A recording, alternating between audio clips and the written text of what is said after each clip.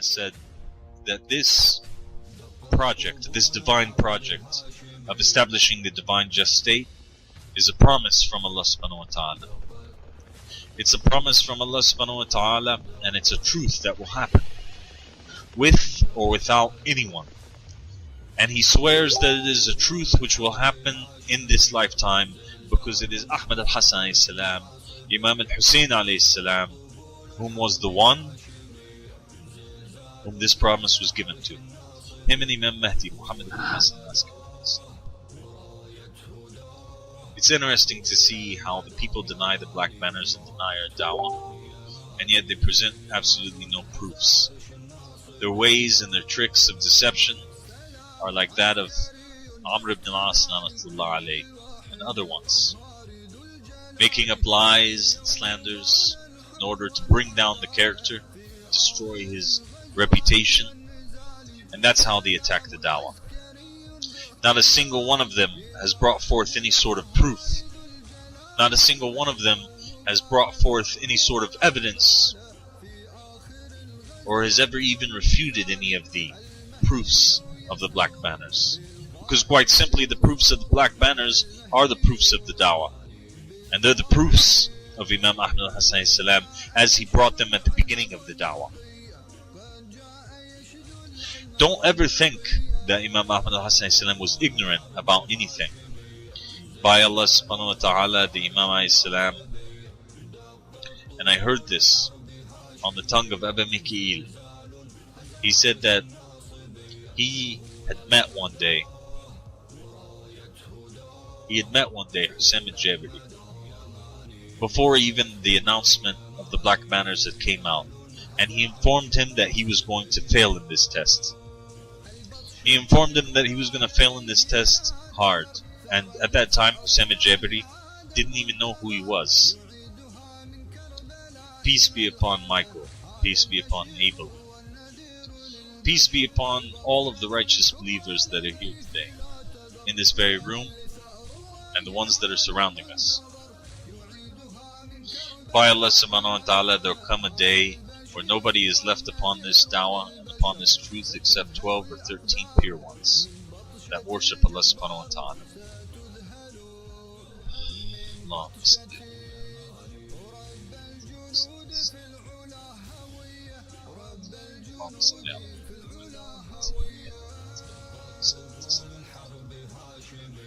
The da'wah has no room for hypocrites, and I'm asking you all to do by the advice of Imam Ahmad, as he has told me a few days ago when I was speaking to him. He said it will be very hard for anybody to remain upon this truth and remain upon this da'wah, except for he who has two traits and holds tight to them. And those traits are, the first one is patience and patience and patience, and the second trait is submission. He who doesn't have those two traits will never be able to remain upon this path. I ask Allah subhanahu wa ta'ala that He grant all of the Ansar these two traits, because what's coming is much worse. What's coming is more harder. When these little fitnas happen online and it's raised to the Imam alayhi salam, the Imam alayhi salam says, then what will you guys do when the earthquakes happen? And an earthquake has not even happened yet. The Imam alayhi salam will continue to test us, test our resolve, until there remains nobody on this except for the purified 313 and believers that follow that in the second round. Patience and submission, the sabr with taslim, are the keys to this. Ladies and gentlemen, I encourage you to do everything that you can. Brothers and sisters, I encourage you to do everything you can. Every single minute which is passing by, we should feel ashamed for not doing anything for the sake of the da'wah.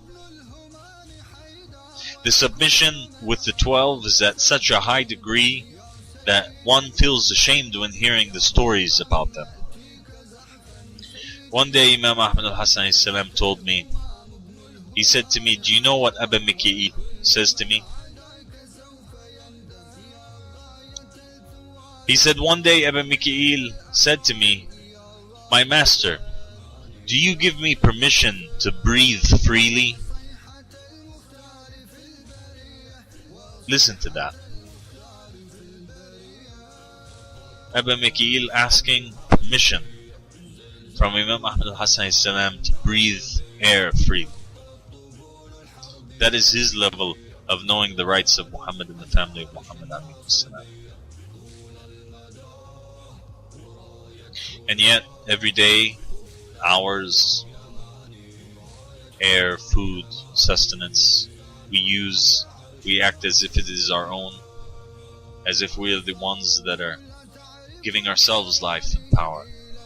And we've left the true mission of our life in this day and age. The true mission of us returning, the true purpose of us returning back from the graves. And I tell you, by Allah subhanahu wa ta'ala, each and every one of the Ansar who believe in the da'wah today are Ansar whom have believed in their Prophet and their Messenger and their Vicegerent in their age and day, and they've been resurrected. That is the true nation of Muhammad sallallahu alaihi wasallam. This nation which exists today, the reincarnations of all of the Ansar of all the Prophets and the Messengers and all of the Prophets and the Messengers.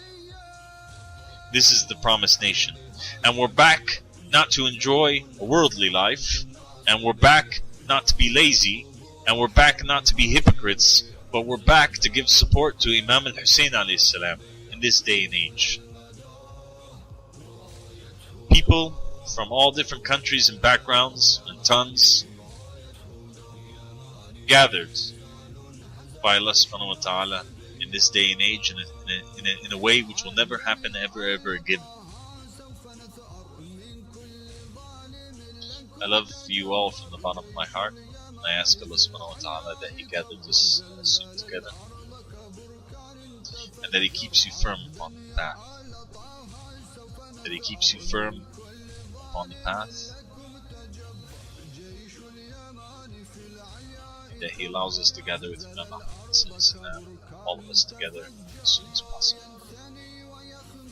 A long road still lies ahead, and it needs a lot of patience and a lot of work. And you should be, as I say, by Allah subhanahu wa ta'ala, if there remained nobody upon this matter except myself, I would not doubt and I would still remain firm. Thank you for all your support which you have given me. Thank you for your belief. Thank you for your support to Imam Ahmad al-Hassan and to my grandfather, Imam Muhammad ibn al-Hassan al-Askari alayhi salam, Imam al-Mahdi. Peace be upon them all.